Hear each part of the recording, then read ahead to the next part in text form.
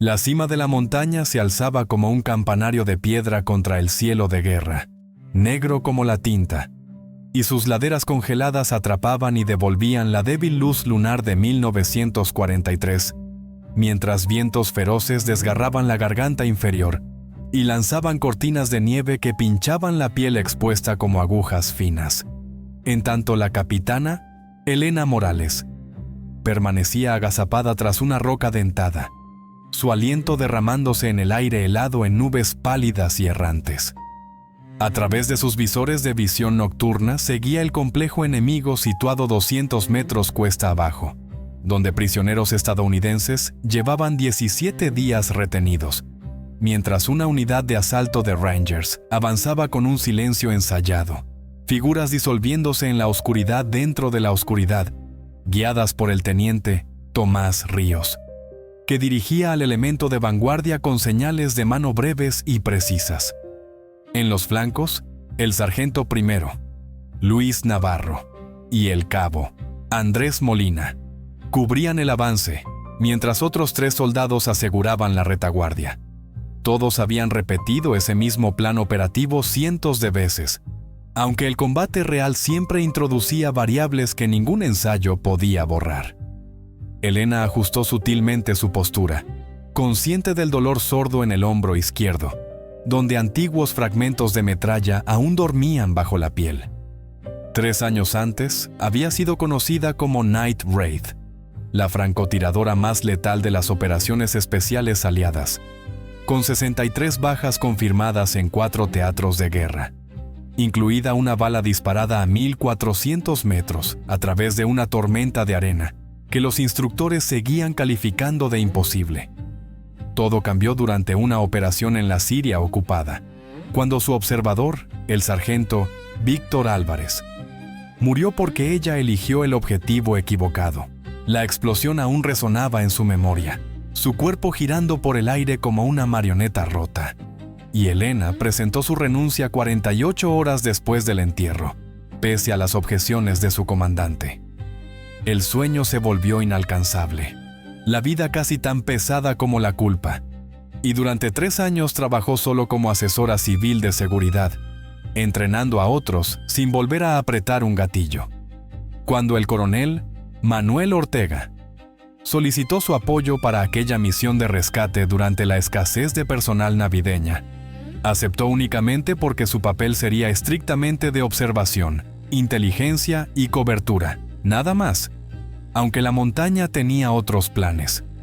La voz de Ríos sisió por la radio encriptada confirmando visualmente a 3 rehenes, móviles, con una seguridad más ligera de lo esperado compuesta por 6 guardias en el exterior.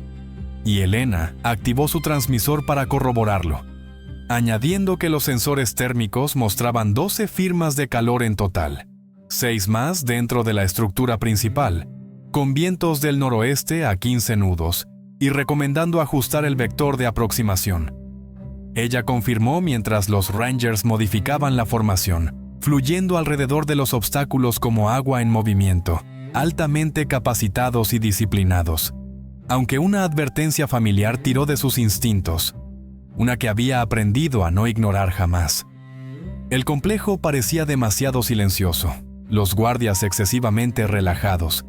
Todo el escenario se sentía preparado como si aguardara su verdadero comienzo. Y entonces, su visor térmico detectó movimiento a lo largo de la cresta situada 300 metros al norte de la unidad. Múltiples firmas de calor, al menos 20, quizá más, desplegándose en una formación táctica organizada, que claramente no pertenecía a una milicia desordenada. Eran tropas enemigas organizadas, bien armadas y claramente entrenadas. Y Elena irrumpió en la radio con una urgencia cortante, advirtiendo al elemento en tierra que abortara de inmediato porque fuerzas hostiles avanzaban desde el norte, estimando más de 2 docenas, y confirmando que se trataba de una emboscada coordinada ya en marcha. El teniente Tomás Ríos respondió al instante, confirmó la orden y mandó romper contacto. Pero la trampa ya se había cerrado cuando la oscuridad estalló al mismo tiempo con fogonazos de fusiles desde 3 direcciones distintas. El ataque había sido planeado con una precisión despiadada. El enemigo conocía la aproximación de los Rangers y había moldeado una zona de muerte en la garganta que los dejaba expuestos, sin cobertura real y sin ruta de escape. Y Elena observó con horror paralizante cómo las trazadoras cosían senderos luminosos a través de la noche hacia la unidad atrapada. Las explosiones brotaron en naranjas y rojos violentos cuando los proyectiles de mortero golpearon el suelo helado, seguidos por el tableteo seco de armas automáticas, el golpe sordo y demoledor de las granadas y el chasquido agudo de balas de alta velocidad desgarrando el aire sobre sus cabezas. Ríos informó de contacto intenso con la voz firme pese al caos, comunicando que había 3 heridos y que necesitaban evacuación urgente mientras se desplazaban hacia el punto de reunión. Pero Elena ya estaba en movimiento, abandonando su posición de observación y lanzándose cuesta abajo hacia el combate. Su papel de asesora había terminado, porque sin intervención aquellos hombres no sobrevivirían, y ella era la única lo bastante cerca para cambiar su destino. El pulso le rugía en los oídos al ritmo de sus botas golpeando la roca helada, y aunque había jurado no volver a luchar ni a apostar vidas con sus decisiones, había promesas que no estaban destinadas a sobrevivir cuando el honor exigía acción. El enemigo había elegido el terreno con brutal inteligencia, empujando a los Rangers a una garganta estrecha de apenas 50 metros de ancho, encerrada por paredes de roca empinadas y con casi ninguna protección más allá de piedras dispersas inútiles contra fuego sostenido. Elena se deslizó tras una cornisa rocosa en el borde sur del enfrentamiento y evaluó el campo de batalla con la misma claridad fría que una vez la había hecho temida, reconociendo de inmediato que no se trataba de una fuerza amateur, ya que sus distancias eran disciplinadas, sus movimientos controlados y su fuego coordinado mientras elementos de maniobra intentaban flanquear a los Rangers inmovilizados.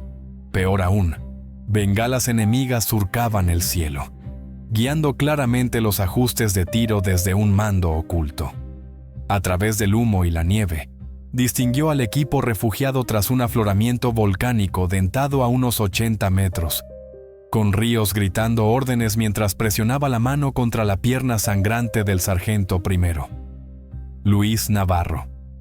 Otros 2 soldados estaban abatidos, uno inmóvil y el otro aferrándose al abdomen mientras se apagaba rápidamente, y los Rangers restantes respondían al fuego con munición cada vez más escasa y sin una salida viable de la trampa. Elena levantó su fusil reglamentario y abrió fuego, la memoria muscular recuperando el control pese a 3 años lejos del combate, disparando ráfagas controladas de 2 tiros, cambiando de objetivo, readquiriendo y volviendo a disparar, mientras 2 enemigos caían antes de que el resto comprendiera que la amenaza había cambiado de dirección. La breve interrupción dio a los Rangers segundos preciosos para reubicarse, y la voz de Ríos irrumpió por la radio preguntando si era ella quien disparaba desde el sur, un hilo de esperanza colándose en sus palabras, mientras Elena lo confirmaba y le ordenaba mantener al enemigo fijado.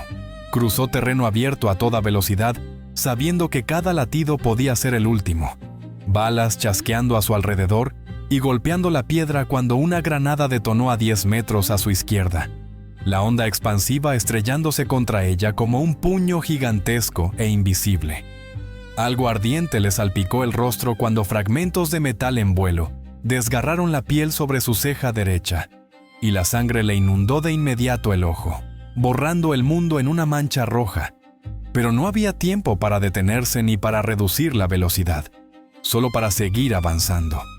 Se lanzó tras el peñasco donde el teniente, Tomás Ríos, había establecido su posición defensiva, golpeando el suelo congelado con la fuerza suficiente para sacarle el aire de los pulmones. Y el oficial la miró con incredulidad antes de que su expresión se endureciera en una determinación sombría. Murmuró que no sabía que el personal asesor tuviera autorización para unirse a la acción, un intento de humor que murió al instante en el caos. Y Elena respondió sin rodeos que estaba actualizando sus funciones mientras se limpiaba la sangre del rostro y evaluaba la situación con rapidez. 3 Rangers fuera de combate, 4 aún luchando pero con munición críticamente baja, y todas las comunicaciones de largo alcance completamente anuladas por interferencias enemigas. La fuerza contraria se estaba organizando claramente para un empuje final y coordinado. Sus movimientos visibles incluso entre el humo y la nieve, cuando otra explosión estalló lo bastante cerca como para cubrirlos de fragmentos de roca y tierra helada. La onda expansiva lanzando a Elena por los aires y estrellándola contra el peñasco con una fuerza aplastante. Sintió un crujido seco en las costillas izquierdas y un dolor punzante le atravesó el cuerpo con cada respiración. Y cuando intentó incorporarse, las piernas le fallaron. El mundo se inclinó y comprendió que estaba entrando en shock por la pérdida de sangre y el trauma. A través de una visión que se apagaba, vio a Ríos intentando desesperadamente contactar a alguien por la radio, pero la interferencia se mantenía firme, dejándolos aislados en la ladera helada, con al menos 40 soldados enemigos cerrándose sobre ellos. Los heridos no aguantarían ni 10 minutos más y, a ese ritmo, ninguno sobreviviría. Mientras Elena sentía cómo la oscuridad avanzaba por los bordes de su conciencia, ofreciendo una liberación tentadora del dolor, susurrándole lo fácil que sería detenerse, rendirse y seguir al sargento Víctor Álvarez, allá donde descansaran los guerreros caídos, después de cargar durante 3 años interminables con el peso de su muerte. Tal vez era el destino equilibrando la balanza, hasta que oyó gemir al sargento primero, Luis Navarro. Escuchó a un ranger joven murmurar una oración temblorosa y oyó a Ríos pedir a gritos un sanitario que ya no estaba. Y recordó que aquellos hombres tenían familias esperando, hijos que soñaban con que sus padres regresaran, culpables solo de haber confiado en sus órdenes y en su inteligencia. No merecían morir en esa garganta en Nochebuena, porque ella estuviera demasiado cansada para seguir. Las últimas palabras de Álvarez resonaron en su mente, diciéndole que nunca se rindiera, que siguiera luchando pasara lo que pasara. Una promesa que había jurado mientras él se desangraba en sus brazos, empapando la arena extranjera. Un juramento que había traicionado durante 3 años al alejarse del combate. Aquella noche lo cumpliría de una vez por todas. El mundo regresó con una claridad dolorosa cuando Elena se obligó a ponerse de rodillas, y luego en pie, ignorando los gritos de protesta de las costillas rotas y las heridas abiertas, revisando su arma para descubrir que le quedaban 18 cartuchos en el fusil y 2 cargadores de repuesto, ni de lejos suficientes para enfrentarse a 40 atacantes. Pero no era una soldado cualquiera, era Night Wraith, y ya había sobrevivido a lo imposible antes, negándose a pensar como sus enemigos esperaban, sabiendo que las batallas no se ganaban solo con potencia de fuego, sino con posición. Y en ese momento, los Rangers estaban atrapados abajo, luchando desde una desventaja mortal. El enemigo dominaba las alturas, controlaba múltiples ángulos, y tenía una superioridad abrumadora, lo que significaba que la ecuación debía cambiar. A través de la sangre y la neblina, analizó el terreno con un enfoque implacable y advirtió que la pared sur de la garganta se elevaba casi 40 metros, como un acantilado de granito cubierto de hielo, que la mayoría consideraría imposible de escalar, más aún herida, de noche y en plena tormenta. Pero ella había superado el adiestramiento aerotransportado y de Rangers. Había escalado superficies peores en condiciones más duras. Y lo más importante era que aquella pared terminaba en una amplia cornisa que dominaba toda la zona de muerte. Un punto desde el cual una sola tiradora podía controlar el campo de batalla sin temor al fuego de respuesta. Era la solución perfecta, si lograba llegar con vida, y un recuerdo brutal la golpeó de pronto, arrastrándola 3 años atrás a un patio sirio lleno de polvo donde permanecía oculta, siguiendo 3 objetivos de alto valor a través de su visor, mientras Álvarez, a su lado, cantaba viento y distancia, y ella eligió primero al objetivo de la izquierda.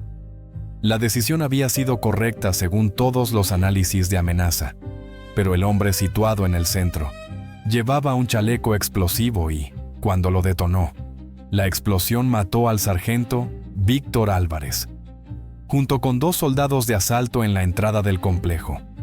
Su elección había sido lógica y tácticamente impecable, pero la lógica no salvó a Álvarez, porque esa decisión lo colocó en el lugar equivocado en el segundo más letal, y lo pagó con la vida. Desde entonces, cada juicio que Elena hacía se sentía cargado de un riesgo catastrófico. Cada elección perseguida por el miedo de acabar matando precisamente a quienes intentaba proteger. «No otra vez», murmuró contra el viento aullante, forzando las palabras entre dientes apretados. «No esta noche, nunca más», mientras los combatientes enemigos comenzaban a avanzar, animados por el fuego cada vez más débil de los Rangers. Podía oírlos gritar en Dari, cantando posiciones y tiempos, convencidos de que la victoria era inevitable, seguros de estar a segundos de aplastar a una unidad estadounidense de operaciones especiales herida y de asegurarse un triunfo propagandístico. Pero se equivocaban. Su error fatal había sido dejarla con vida, y ahora estaban a punto de descubrir por qué los círculos de inteligencia la habían bautizado como Night Wraith, porque los fantasmas eran difíciles de matar y nunca perdonaban. Elena se arrastró hasta la posición defensiva donde el teniente Tomás Ríos luchaba por contener la hemorragia del sargento primero, Luis Navarro, y el oficial alzó la vista con una expresión tallada por el cansancio y la resignación, cuando ella le preguntó con calma cuánta munición les quedaba. Él respondió que quizá 40 cartuchos en total, ni de lejos suficientes. Añadió que 2 hombres necesitaban cirugía, que uno probablemente no sobreviviría de ninguna forma, que las comunicaciones estaban muertas y que estaban acabados. Pero Elena lo cortó en seco y le dijo que no habían terminado, aunque necesitaba que confiara en ella y que le entregara sus armas. Ríos la miró como si hubiera perdido el juicio, señalando que sangraba por varias heridas y apenas podía mantenerse en pie, preguntando qué creía que podía lograr en ese estado, hasta que ella señaló la pared de roca vertical y le dijo que iba a escalar hasta la cornisa para establecer una posición de francotiradora. Desde allí podría dominar todo el campo de batalla, pero solo si él le daba el fusil MK-13, cada cartucho restante, la óptica térmica y todas las granadas de humo que pudiera ahorrar. Él siguió la dirección de su mano y la incredulidad se apoderó de su rostro al señalar que se trataba de una ascensión vertical de 40 metros sobre roca cubierta de hielo, en pleno tiroteo, y con ella gravemente herida, calificándolo de suicidio más que de plan. Y Elena sostuvo su mirada sin vacilar y le dijo que era la única opción que mantenía con vida a él y a sus hombres.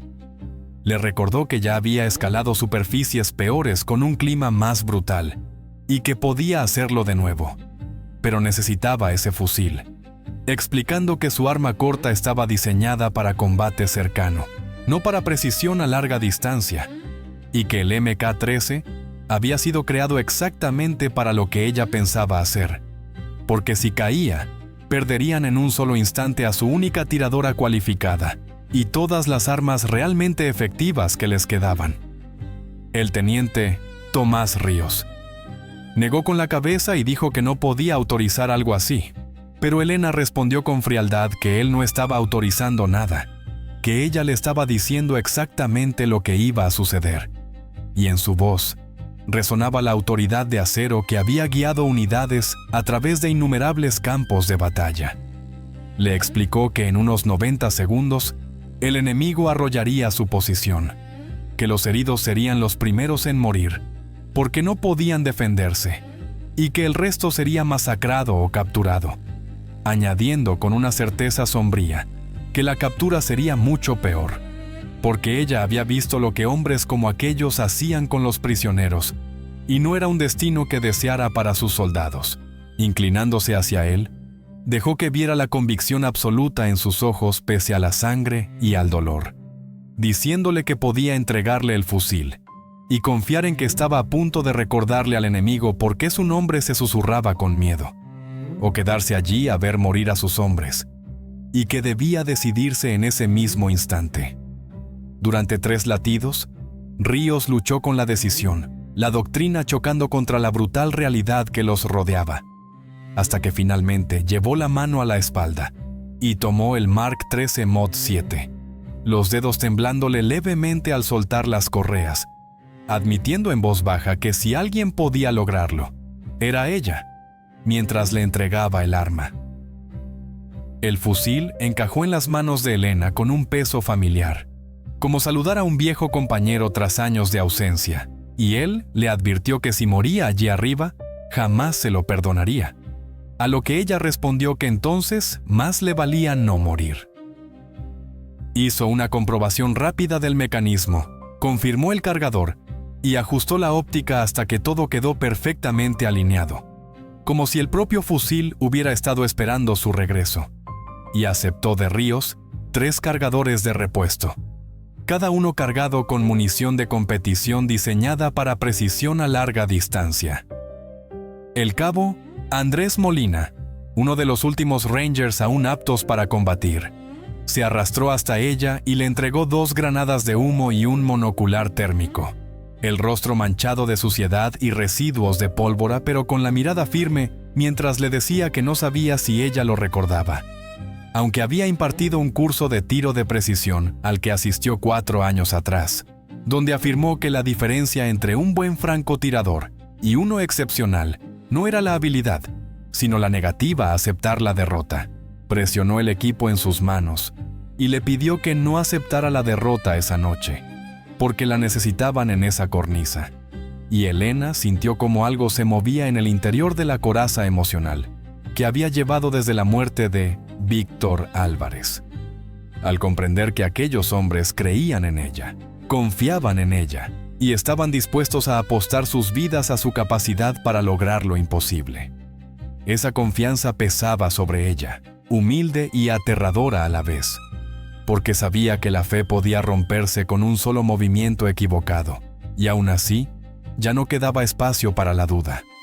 Una ametralladora enemiga rugió desde la cresta norte, y las trazadoras cortaron el aire sobre su posición, mientras el teniente Tomás Ríos y los combatientes que aún resistían respondían al fuego, aunque sus disparos se volvían cada vez más escasos a medida que la munición se agotaba.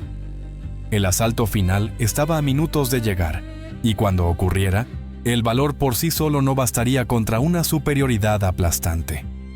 Elena colgó el MK-13 a la espalda junto a su carabina, aseguró los cargadores adicionales en el chaleco y fijó el monocular térmico al casco, comprobando los guantes de escalada antes de alzar la vista hacia el acantilado vertical, surcado de hielo, que estaba a punto de escalar. El hielo iluminado por la luna brillaba con una belleza mortal, mientras el viento aumentaba en ráfagas castigadoras que hacían la ascensión aún más peligrosa. Al llegar a la base, el sargento primero, Luis Navarro, la llamó con voz débil desde donde yacía con la pierna herida elevada, diciéndole que cuando llegara arriba y empezara a abatir enemigos, le guardara uno, y Elena miró atrás y vio el dolor mezclado con un humor desafiante, respondiendo que lo salvaría a él también, y deseándole una feliz Navidad. Él contestó del mismo modo, llamándola Night Wraith y animándola a darles el infierno. Y con esas palabras siguiéndola, Elena comenzó a trepar. Cada estiramiento incendiaba su costado izquierdo herido, las costillas fracturadas rechinando con cada movimiento, mientras la sangre de la herida en la cabeza goteaba y se congelaba antes de caer.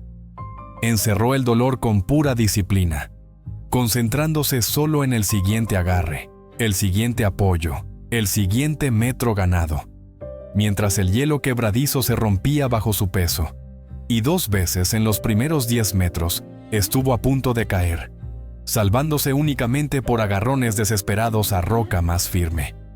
Abajo, el tiroteo se intensificaba a medida que el enemigo presionaba con mayor fuerza. El equipo de Ríos reducido a sus últimos cargadores, disparando ráfagas cortas y medidas para estirar lo poco que quedaba. A los 20 metros, su mano izquierda resbaló sobre la piedra cubierta de hielo y su cuerpo se balanceó hacia afuera, quedando suspendida solo por la mano derecha, con las puntas de las botas apenas encajadas en una grieta estrecha, colgando sobre el vacío mientras el peso de las armas tiraba de ella y los hombros gritaban bajo la tensión.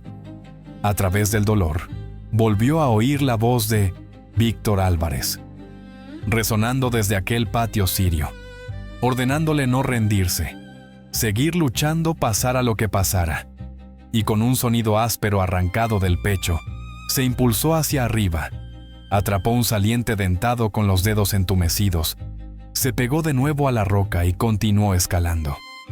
25 metros, luego 30, con la cornisa ya a solo 10 metros, claramente visible como una amplia repisa natural lo bastante profunda para protegerla del fuego. Y entonces, escuchó voces justo encima. 2 soldados enemigos ocupaban la cornisa, utilizándola para observar y coordinar el asalto, con las botas cerca del borde, y las voces tensas hablando por radio. Y si miraban hacia abajo la verían aferrada al acantilado como un insecto atrapado. Elena se inmovilizó, aplastándose contra la piedra helada mientras los músculos le temblaban por el frío y el esfuerzo.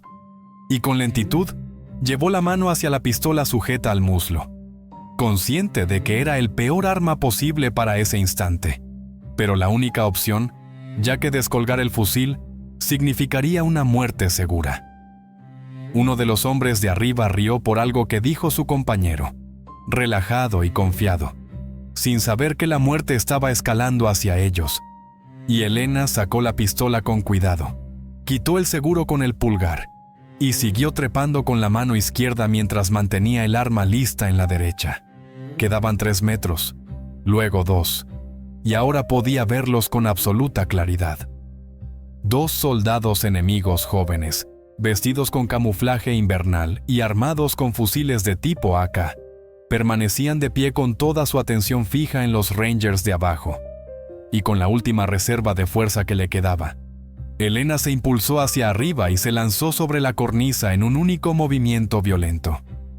El combatiente más cercano empezó a girarse, rápido pero no lo suficiente, y ella le disparó 2 veces al pecho antes de que su rifle alcanzara el hombro, mientras el segundo intentaba levantar su arma solo para que un disparo le atravesara la garganta antes de poder emitir un grito.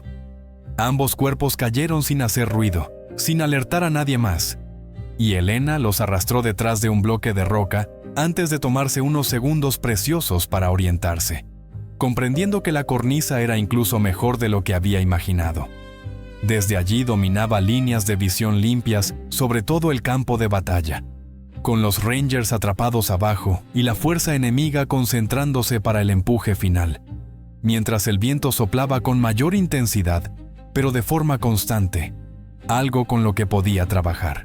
Descolgó el MK-13, desplegó el bípode y se acomodó en posición, y el visor convirtió el caos inferior en una imagen nítida, cuando contó 53 combatientes enemigos, agrupados en 3 elementos de asalto principales, con su comandante claramente identificable por la forma en que los demás se subordinaban a él.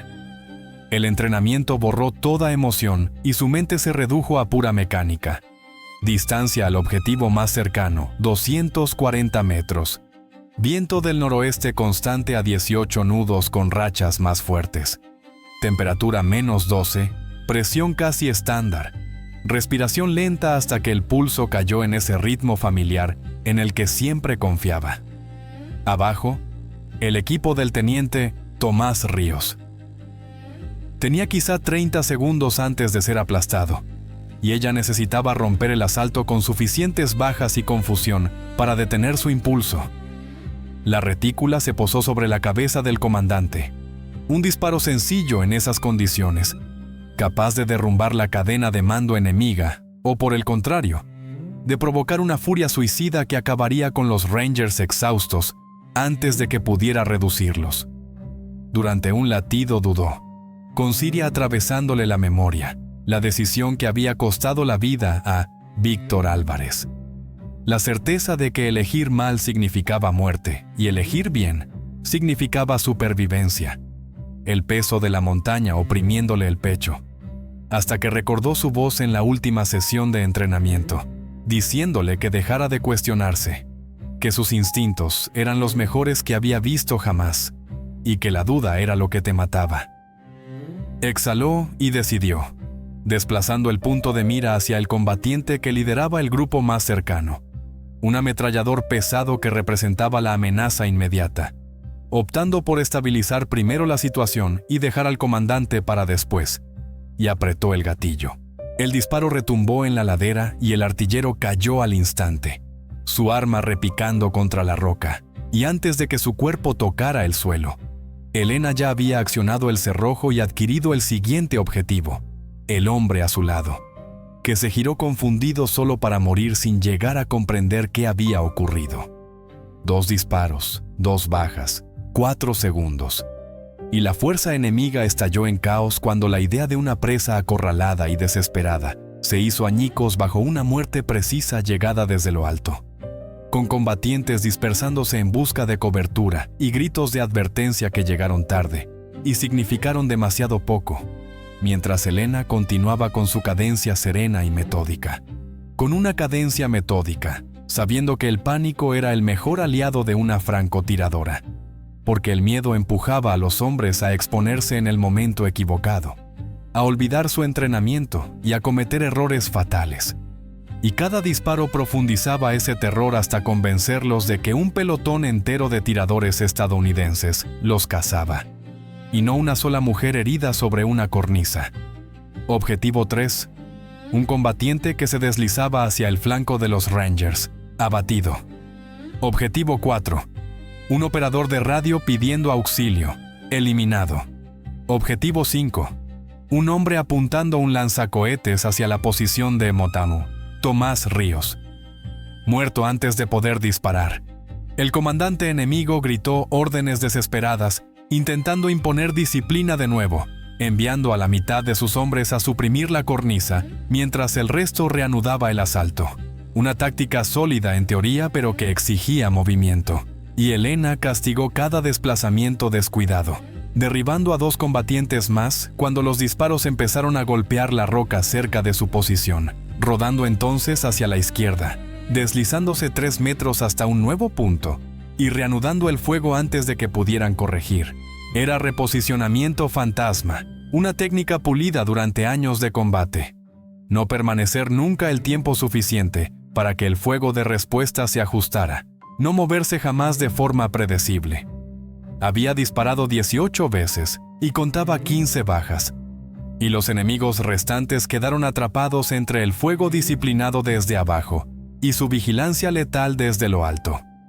Atrapado en esa tenaza aplastante, el equipo de Ríos aprovechó el respiro para reagruparse, redistribuir munición y reforzar su defensa. Y Elena vio al teniente animar a sus hombres, ya no retrasando la muerte sino atreviéndose a creer que la supervivencia era posible, cuando un nuevo sonido cortó el combate, el zumbido ascendente de un dron cuadricóptero. El dron térmico que ella había destruido antes había sido reemplazado, y este nuevo aparato se dirigía directamente hacia su cornisa, su cámara casi con seguridad transmitiendo su posición exacta al comandante enemigo, lo que significaba que en cuestión de instantes, todos sabrían dónde estaba, y el fuego coordinado la sepultaría. Elena siguió al dron a través del visor mientras zigzagueaba de forma errática, pilotado con maniobras evasivas para mantenerlo con vida. Un disparo que la mayoría de los tiradores consideraría imposible, ya que los fusiles de precisión no estaban pensados para objetivos aéreos rápidos. Pero los disparos imposibles eran la base de su reputación y la paciencia su arma más fiable. Analizó la trayectoria y detectó el patrón, un giro repetido cada 6 segundos para reajustar la cámara. Una maniobra que obligaba al dron a reducir la velocidad durante un instante exacto, dejándole una sola oportunidad, porque fallarlo cambiaría todo. 5 segundos, 4, luego 3. Y cuando el dron inició el giro, adelantó el punto de mira 3 cuerpos. Elevó ligeramente para compensar la caída en ese ángulo y apretó el gatillo con absoluta calma. Y el proyectil de 300 Winchester Magnum impactó en el centro, haciendo estallar el dron en una lluvia de plástico y circuitos. Abajo, los combatientes enemigos retrocedieron visiblemente conmocionados, porque derribar un dron maniobrando con un fusil de cerrojo era algo que solo los operadores más selectos podían lograr. Y aquello destrozó la moral con más eficacia que cualquier demostración de fuerza bruta. Elena se permitió una sonrisa tensa al ver cómo comprendían que las historias sobre Night Wraith eran reales, no exageraciones, forjadas en muertes a lo largo de continentes, disparos que desafiaban el cálculo y supervivencia frente a emboscadas, asaltos e intentos de asesinato, y que aquella noche estaba escribiendo otro capítulo en esa montaña congelada. Pero el combate no había terminado. Un movimiento en la pared del acantilado bajo ella llamó su atención. Botas raspando la piedra mientras un equipo de asalto de 5 hombres escalaba siguiendo la misma ruta que ella había utilizado. Combatientes disciplinados y agresivos que no se quebrarían con facilidad, lo que la llevó a cambiar al M4, más adecuado para enfrentamientos cercanos. Arrastrándose hasta el borde, miró hacia abajo mientras los escaladores avanzaban con método, cubriéndose unos a otros, el primero a menos de 6 metros, y dejó caer una granada de humo que explotó a mitad del recorrido, inundando la ruta con una nube gris y sofocante. Mientras luchaban a ciegas, Elena se inclinó y disparó ráfagas controladas de 3 tiros, alcanzando al escalador principal en el pecho y viéndolo caer hacia el vacío con los brazos agitados, mientras el segundo disparaba a ciegas hacia arriba, obligándola a agacharse cuando las balas destrozaron la roca. Arrancó una granada de fragmentación del chaleco, la dejó correr 2 segundos y la soltó dentro del humo, y la explosión, amortiguada pero letal, dejó 3 cuerpos inmóviles al pie del acantilado cuando la nube se disipó. El quinto escalador huyó, deslizándose de regreso mientras gritaba advertencias histéricas sobre el demonio de la cornisa que no podía ser asesinado, y Elena volvió al MK-13, retomando su ritmo constante mientras la fuerza enemiga se reducía a unos 35 hombres, su determinación quebrándose visiblemente en dudas y en la dependencia de un comandante que ya no reaccionaba con la rapidez necesaria. Frustró un intento de flanqueo con un solo disparo, luego otro y otro más, cada proyectil preciso, cada impacto arrancando un poco más de su voluntad, mientras los casquillos brillaban sobre la nieve como chispas congeladas bajo la luz de la luna. Sin embargo, la munición empezaba a escasear, con solo 4 cartuchos en el cargador actual y 2 cargadores completos restantes, unos 50 disparos en total entre el fusil y la carabina, suficientes para suprimir brevemente pero no para sostener un combate prolongado. Y tarde o temprano, el comandante enemigo comprendería que esperar podría forzarla a cometer un error fatal. Era momento de cambiar el impulso una vez más, y a través del visor térmico, Elena localizó al comandante agazapado tras un grupo de rocas cerca de la cresta norte, haciendo señales desesperadas para reagrupar a sus hombres sacudidos, sabiendo que eliminarlo haría colapsar la poca cohesión que quedaba, aunque el disparo era brutalmente difícil. A 830 metros, con fuerte viento cruzado, visibilidad parcial y un hueco de apenas 15 centímetros entre las rocas, donde una desviación de solo unos centímetros bastaría para golpear la piedra y advertirle que se moviera. Elena se acomodó por completo en posición, ralentizando la respiración hasta que el pulso encajó en el ritmo exacto que necesitaba, mientras las heridas se desvanecían en un ruido de fondo y el dolor, el frío y el miedo se volvían irrelevantes, dejando solo el fusil, el objetivo y el cálculo. Leyó el viento en la nieve que se deslizaba por la cresta. Ajustó la caída del proyectil por distancia y altitud. Tuvo en cuenta la deriva de Coriolis y la ligera inclinación de su postura de tiro, y siguió al comandante con una paciencia infinita, esperando la coincidencia perfecta entre exposición y solución. 3 segundos, luego 2. Y cuando el comandante se inclinó para gritar una orden y expuso brevemente la cabeza, Elena confió por completo en sus números y apretó el gatillo. El fusil golpeó su hombro y a través del visor vio cómo la cabeza del hombre se iba hacia atrás y su cuerpo se desplomaba como una marioneta, a la que le hubieran cortado los hilos. Durante un instante, el campo de batalla pareció contener la respiración. Y luego todo se derrumbó cuando la fuerza enemiga se disolvió en una huida caótica, combatientes corriendo hacia la cresta en retirada ciega, sin disciplina ni cohesión. Ya no una unidad, sino hombres aterrados intentando escapar de la muerte. El equipo del teniente, Tomás Ríos, aprovechó la apertura y emergió de la cobertura para castigar al enemigo en fuga, gastando la munición restante en un único contraataque decisivo ejecutado con precisión implacable, y atrapados entre el fuego desde abajo y la vigilancia letal de Elena desde arriba. Los combatientes restantes eligieron entre huir o caer, con la mayoría optando por correr. Elena los dejó marchar, conservando munición para quienes intentaron reagruparse, abatiendo a 3 más antes de que el silencio se asentara en la garganta, roto solo por el aullido del viento y los gemidos de los heridos. Cuando los últimos ecos se apagaron, se dejó caer contra el peñasco, el cuerpo sacudiéndose sin control por el agotamiento y el trauma, la sangre congelada en trazos irregulares sobre el chaleco, las costillas crujiendo con cada respiración y el ojo hinchado a punto de cerrarse. Pero habían ganado. Contra probabilidades imposibles y en condiciones brutales. Habían sobrevivido y derrotado a una fuerza que los superaba por más del triple. Y los Rangers regresarían a casa para ver otra Navidad, otro año, otra vida que casi terminó en una montaña helada. A través de una visión borrosa, observó a Ríos y a sus hombres moverse por el terreno, asegurando armas y revisando bajas.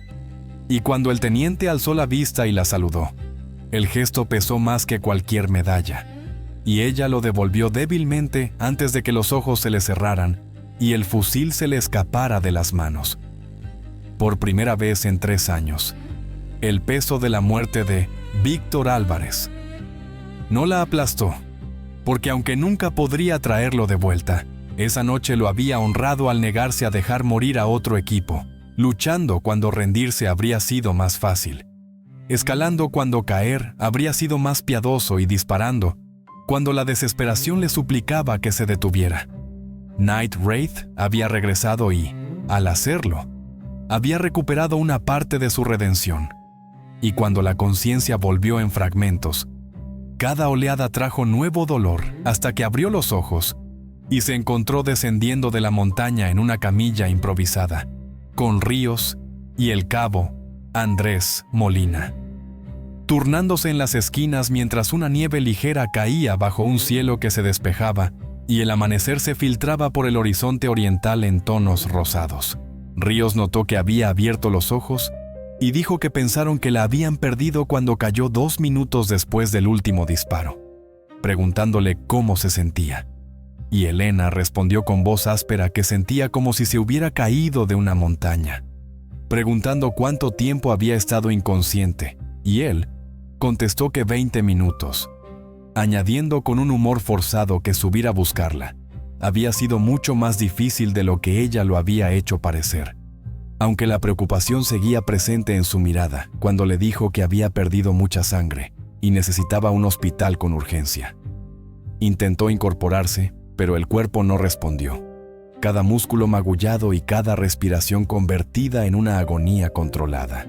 Y preguntó por el equipo, escuchando que el sargento primero, Luis Navarro, estaba estable. Apenas se mantiene con vida, pero está estable, dijo Ríos en voz baja, explicando que Mateo Torres no había sobrevivido y que Javier Franco necesitaba cirugía, aunque debería salir adelante si lograban llegar a Bagram en las siguientes horas, con la mandíbula tensa al admitir que habían perdido a un buen hombre aquella noche, antes de añadir que sin ella lo habrían perdido todo, dándole las gracias y reconociendo que las palabras sonaban insignificantes frente a lo que había hecho, pero agradeciéndole de todos modos por no permitir que murieran en aquella montaña.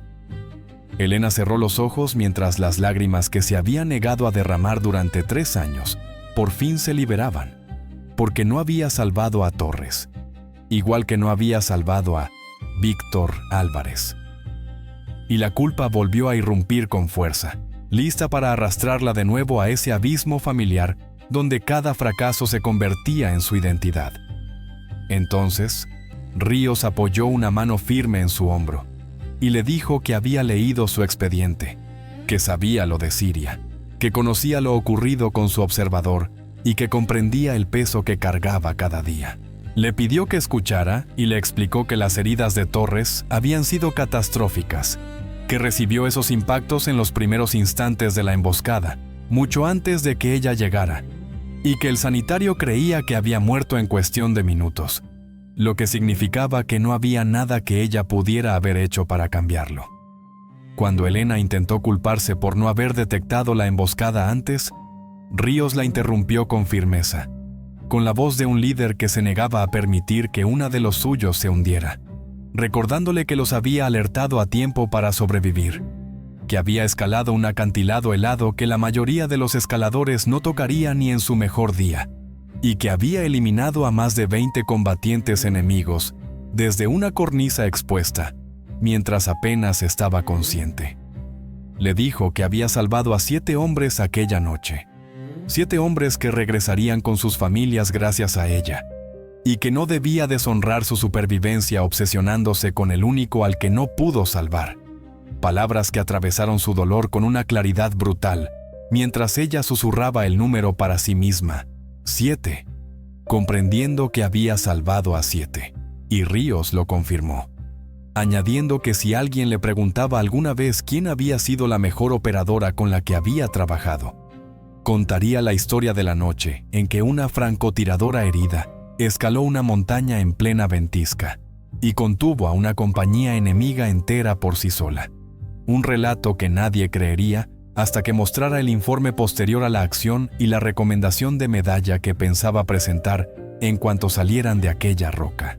Elena sintió cómo algo por fin se aflojaba en su pecho. Un nudo de culpa y autoacusación que la había estrangulado durante 3 largos años, comenzando a deshacerse, sabiendo que nunca olvidaría a Álvarez y que siempre cargaría con parte de la responsabilidad por su muerte, pero entendiendo al fin que ese peso ya no tenía por qué definir todo lo que ella era. El jefe de carga se dispuso a subir primero a los Rangers heridos y luego se acercó a la camilla de Elena, pero ella lo detuvo con un gesto y se obligó a incorporarse, decidida a llegar a la aeronave por su propio pie, cada paso ardiendo de dolor, mientras avanzaba hasta alcanzar la puerta del helicóptero y dejarse caer en un asiento de tropa con un resto de dignidad duramente ganada. Cuando la aeronave se elevó, volvió la vista hacia la montaña donde había librado lo que creyó que sería su última batalla, con la nieve reciente ya devorando las cicatrices de la violencia mientras la naturaleza enterraba sangre y muerte bajo un velo blanco y sereno. Y para la mañana no quedaría rastro alguno de lo sucedido, solo otro pico afgano frío e indiferente, aunque Elena lo recordaría. Y también lo harían 7 hombres. Sus familias los tendrían en casa por Navidad gracias a aquella noche. Y solo eso justificaba cada gota de sangre, cada instante de miedo y cada segundo aplastante aferrada al acantilado. Frente a ella, el sargento primero, Luis Navarro, yacía sujeto a una camilla, y logró esbozar una sonrisa débil al preguntarle si le había guardado esas 2 bajas que había pedido. Y Elena pensó en el comandante y en el escalador que había abatido a corta distancia antes de responder que le había guardado 3 y desearle una feliz Navidad. Él dijo que era el mejor regalo navideño que había recibido jamás, y le agradeció haberle salvado la vida, usando el nombre Night Wraith, un apodo que al principio la hizo estremecerse antes de reconsiderarlo, y comprender que no era el nombre de un monstruo ni una maldición, sino una identidad forjada por la necesidad, moldeada por la verdad de que a veces proteger a los inocentes exigía una violencia precisa y disciplinada. Había intentado dejar atrás esa parte de sí misma tras la muerte de Víctor Álvarez, pero quizá nunca fue algo que pudiera abandonar, solo algo que debía aceptar como parte de quien era, un arma dirigida contra quienes se aprovechaban de los indefensos, un escudo para quienes no podían protegerse. un espectro que caminaba por la estrecha línea entre el orden y el caos para que otros no tuvieran que hacerlo. El helicóptero viró rumbo a la base aérea de Bagram, dejando atrás la montaña mientras el amanecer pintaba las cumbres nevadas de tonos dorados y rosados. Y en algún lugar lejano ya era la mañana de Navidad, con familias a salvo y abrigadas, abriendo regalos y compartiendo café sin saber jamás lo que había ocurrido en aquella cresta. La mayor parte del trabajo de personas como ella siempre permanecería oculto y sin reconocimiento, pero saber que esas familias estaban a salvo, que los niños no perderían a sus padres por la violencia sobre piedra helada, era recompensa suficiente. Cerró los ojos y dejó que la vibración del helicóptero la arrastrara hacia algo parecido al descanso, sin saber si su futuro la llevaría de regreso al servicio o a una vida lejos de la guerra. Pero segura de una cosa, cualquier camino que eligiera, ya no estaría encadenado a la culpa. Álvarez habría querido que siguiera luchando, que continuara protegiendo a otros, que fuera la operadora en la que él creía.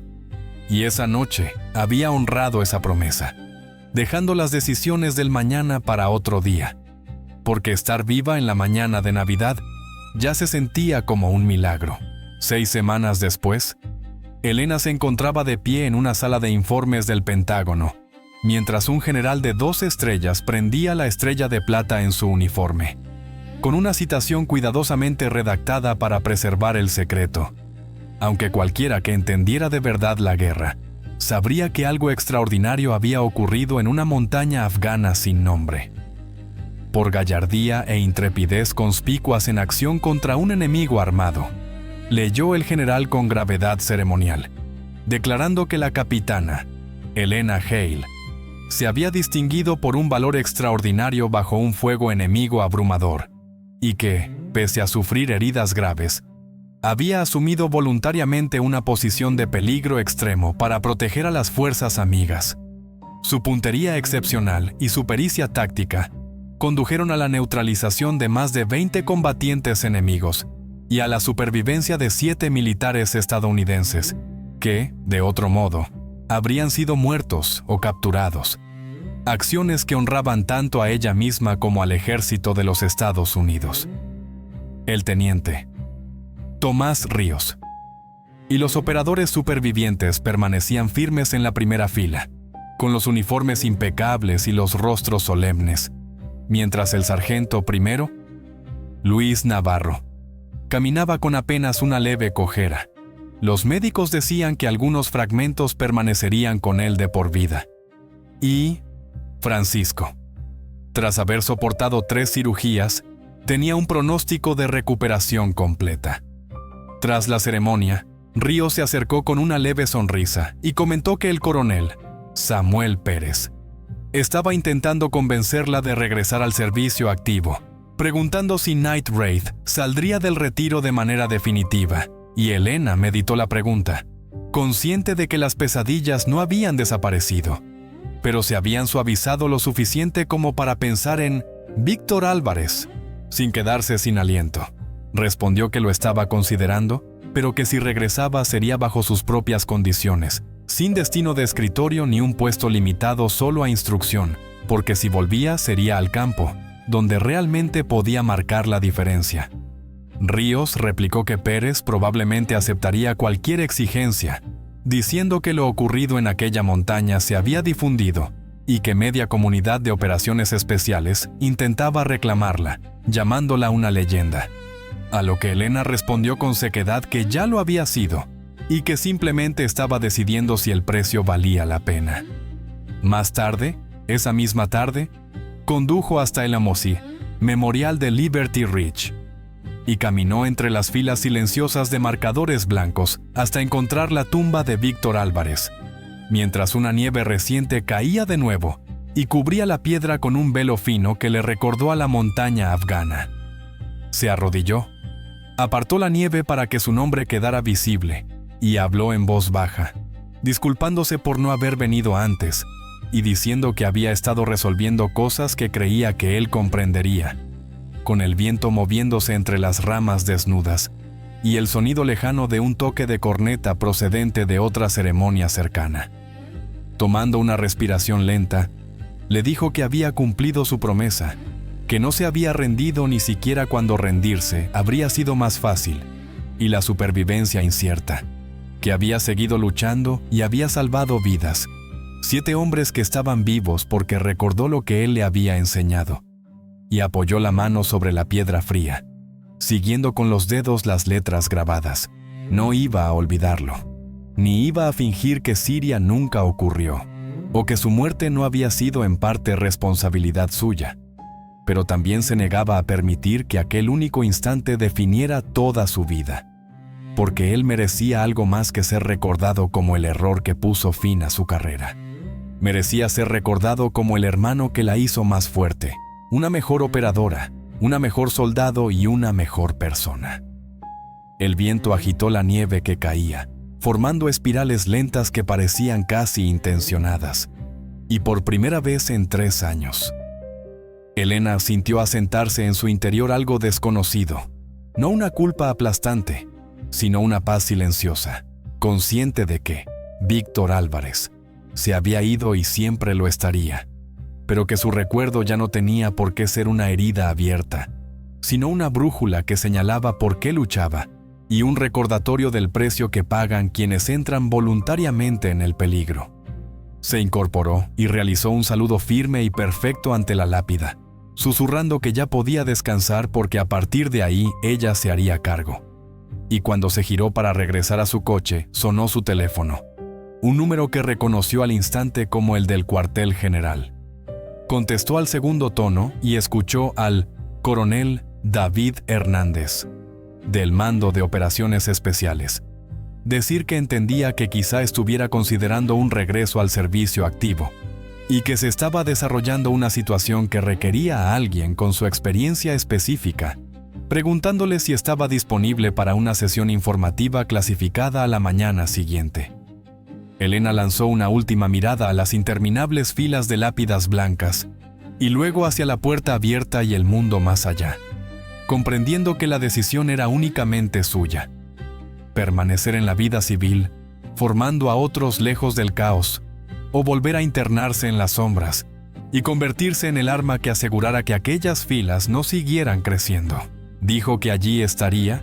Escuchó su aprobación y su comentario en voz baja de que era bueno tener de vuelta a Night Wraith.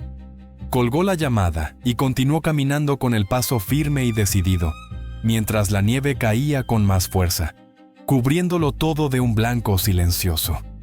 En algún lugar lejano se alzaba una montaña donde 7 hombres habían vivido cuando deberían haber muerto, donde una mujer había escalado hasta convertirse en leyenda y había regresado cargando redención, y Night Wraith había vuelto, lo que significaba que la oscuridad ya no volvería a ser un lugar seguro para quienes cazaban a los inocentes, porque en algún punto de esa oscuridad, una mujer con un rifle estaría observando, esperando, lista para recordar al mal que siempre tiene un precio, y en aquella Navidad, ese precio se había pagado con sangre y determinación.